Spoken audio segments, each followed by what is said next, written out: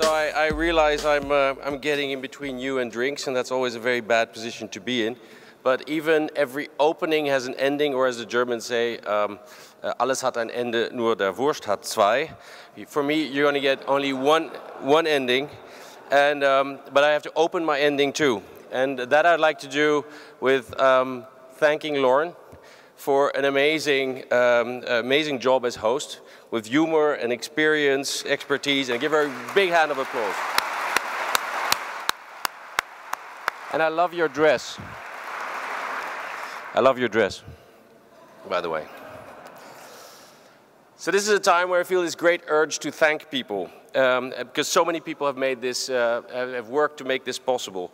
But as this is only the start, I think thanking is too much of looking back. So we'll do that later. We've got a big party on the 28th. If you're all there, there's plenty of time to thank people. I just want to acknowledge that there are many people here that actually took the plunge and joined us in this mad adventure. That is bravery, that is, I think, entrepreneurship. This is the start of a marathon across the country.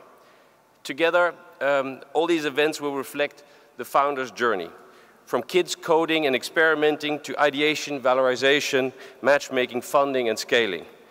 Even, and we had it already today, the corporate innovation and CEOs discussing how to refine the founder spirit.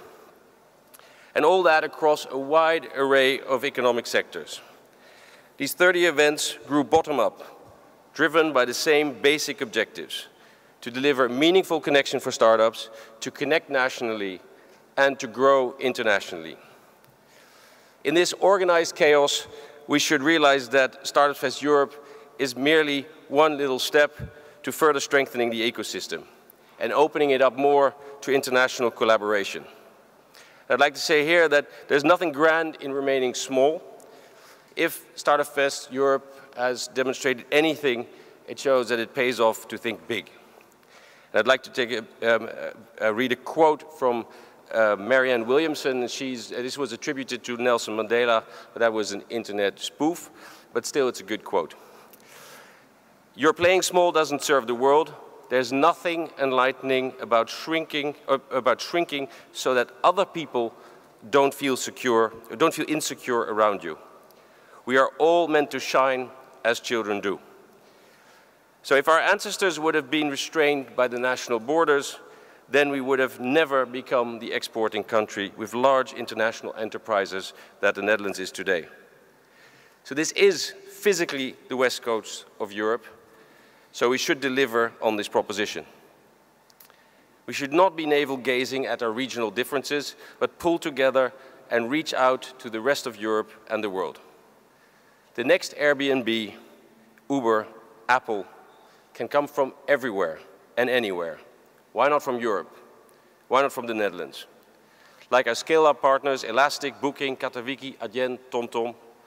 Why not in your garage or your loft? So today we've heard some amazing speakers here in Amsterdam, leading incredibly successful companies. And hopefully they serve as an inspiration. And we are celebrating entrepreneurship because you are brave and seek to make a difference, just like our Prime Minister just said.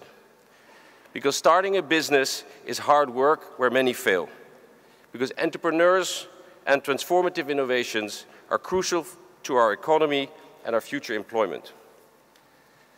Startups are not just another hype.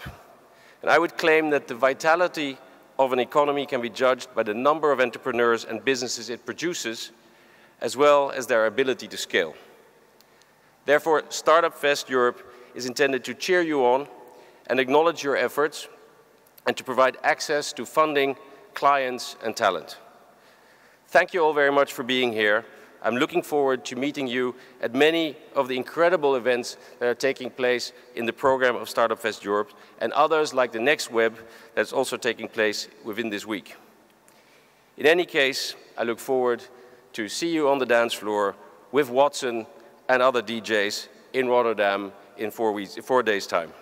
And now I'd like to all invite you for drinks and have fun. Thank you very much.